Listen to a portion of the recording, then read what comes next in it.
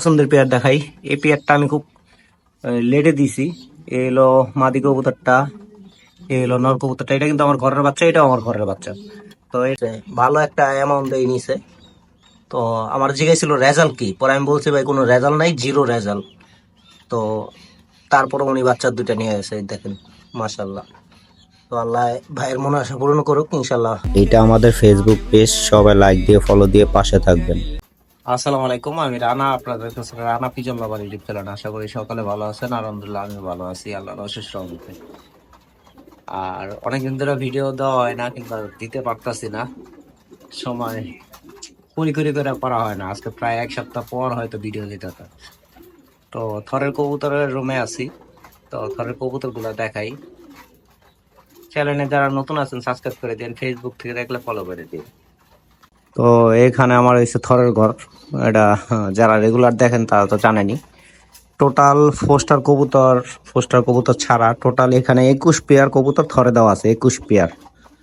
তো বিসমিল্লাহ বইলা সামনে কাজ করা দেই শুরু করি। এই কাজ করা পেয়ারের থেকে দুইটা বাচ্চা হয়েছে মাশাআল্লাহ, ছোট। এই ফার্স্ট টাইমে বাচ্চা নিলাম দুইটা। এই জোড়াটা কবুতরই আমার নতুন কালেকশন করা। নরের সম্বন্ধে আমার জানা আছে, মাদির সম্বন্ধে জানা নেই, কিন্তু মাদিটা খুব পার্সোনালি আমার খুব পছন্দের একটা কবুতর। আর এদিক থেকে দেখা দিই, এই আছে আমার এই যে কাউয়া নটটা বসে রয়েছে ডিমে। একটা ডিম জমছে, এবার দুইটা জমে নাই, অন্য আর একটা কবুতরে ডিম দিয়ে দিছি। তারপরে এইখানে আমার এই যে সাপচিলা নরের সাথে সুল্লিগলা মাদিটা জোড়া দিছি। সুল্লিগলা মাদি এবার দেখি ডিম দিতে আছে না, ওই প্লাস্টিকে ডিম দিছি দেখি বসে গেছে। আসলে ও গ্যাপে পড়ে গেছে, এই কারণে ডিম পাড়া বন্ধ করে দিছে। অনেক সময় হয় কি যে রানিং কবুতর ডিম পাড়তাছে, ভালো কবুতর ডিম পাড়তাছে, কবুতর পেটে এই গুড়ি গুড়ি ছোট ডিম থাকে থলিতে। তো ওই ডিমগুলো যে সময় শেষ হয়ে যায়, তখন ওই জায়গায় ডিম জন্ম নিতে আবার অনেক সময় লাগে। আমরা ছোটবেলা দেখতাম মুরগি কাটলে ওই মা খালারা, তো দেখো মুরগি পেটে গুড়ি গুড়ি ডিম থাকে না, ওই কবুতরের সিস্টেমটাও সেরকমই। তো এটা পেটে হয়তো ডিম শেষ হয়ে গেছে, গুড়ি গুড়ি ডিমগুলা। তো এই কারণে হয়তো গ্যাপে বেড়ে গেছে, ডিম দিছি বসে পড়ছে। কিন্তু এই মাদি ডিম বাচ্চা করতেছে।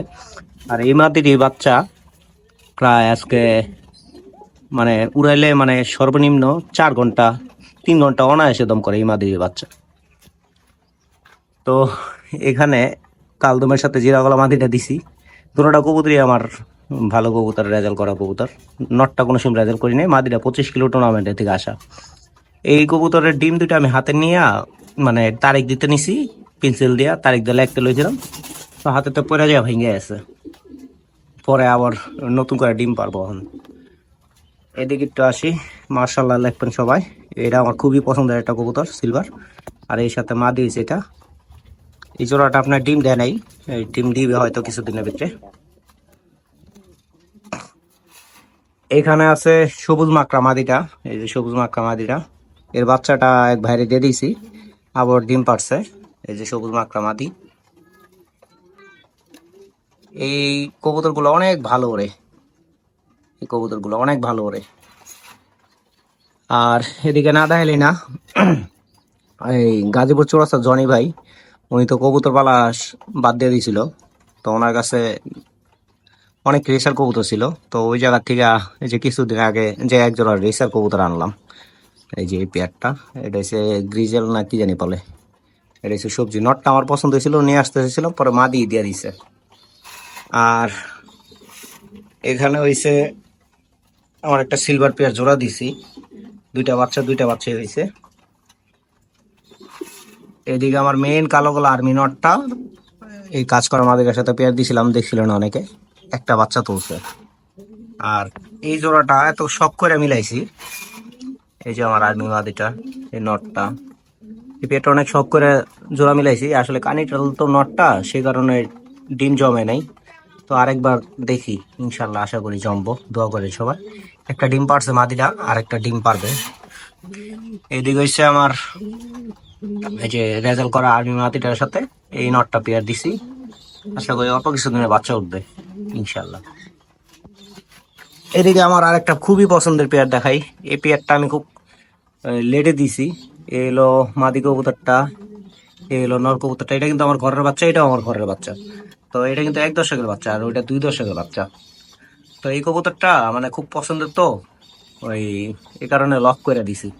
আসলে ওরা যে সময় আমি উড়াই ও বাড়ির উপরে থাকে না, একবার মানে বিভিন্ন দিকে ছোটাছুটি করে রেসারের মতো পিনে যেয়া, একবার ডাইনে যাবে একবার বামে যাবে আবার বাড়ির উপরে আইবা আবার পশ্চিমে দক্ষিণে এমনি দৌড়াদৌড়ি করে খালি। তো এই কারণে নটটা আটকাই দিছি। এই নটটার সাথে এই মাদিটা পেয়ার করছি, আশা করি সবার পছন্দ হইব, দোয়া করেন যেন এই ডিম বাচ্চা নিতে পারি। এদিকে আর এই কালো কালো আর্মি নরের সাথে এই মাদিটা নতুন কালেকশন করে আবার পেয়ার দিছি, আর একটু আগে যে পেয়ারটা দেখালাম সেটাও নতুন দিছি। এদিকে আমার আর্মির বাচ্চা মাশাল্লাহ এই 2 পেয়ার বাচ্চা নিছি, এই 1 পেয়ার এটার সাথে এটা,